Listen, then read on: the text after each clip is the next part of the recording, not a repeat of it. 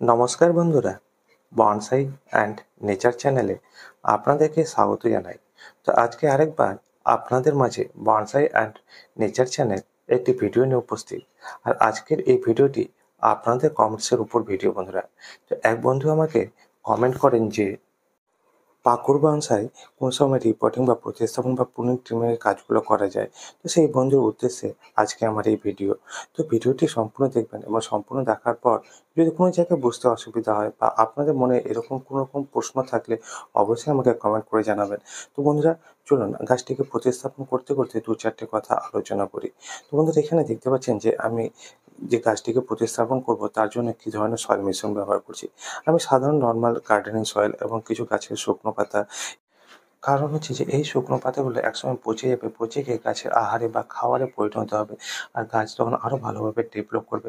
আমি এখানে কোনো ধরনের কচি পাতা বা শুকনো ভেজা পাতা ব্যবহার করছি না, বা গাছের টাটকা পাতা ব্যবহার করছি না। যেসব পাতাগুলো শুকিয়ে গেছে সেসব পাতাগুলোকে ব্যবহার করছি। আর এখানে দেখতে পাচ্ছেন কিছু রুটকে ট্রিমিং করে নিচ্ছি, যাতে করে গাছটি আমার পটের মধ্যে ভালোভাবে বসে যায়।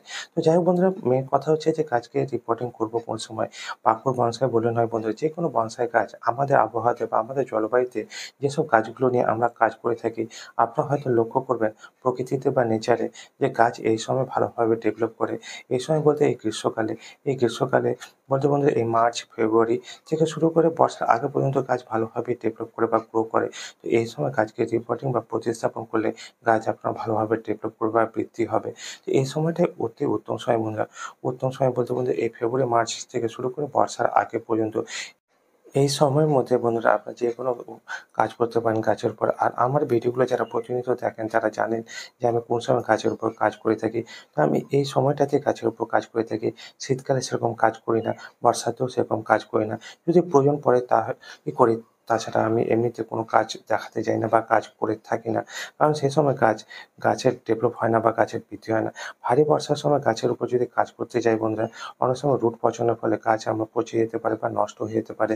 আর শীতকালে এই জন্যই করি না যে শীতকালে যদি করতে চাই তো শীতকালে সেরকম গাছ ডেভেলপ করে না, গাছ নিদ্রায় থাকে। তো সে সময় না করাটাই ভালো। তো যাই হোক বন্ধুরা, আমার এই ছোট্ট ভিডিওর মাধ্যমে আমি আপনাদের যতটুকু পেরেছি বোঝানোর চেষ্টা করেছি। পরবর্তীতে যদি আরও বিশদে জানতে চান অবশ্যই আমাকে কমেন্ট বক্সে লিখে জানাবেন। কোনো জায়গায় বুঝতে অসুবিধা হলে অবশ্যই আমাকে কমেন্ট করবেন। আমি আপনাদের কমেন্টসের উপর পুনরায় ভিডিও তুলে ধরবো।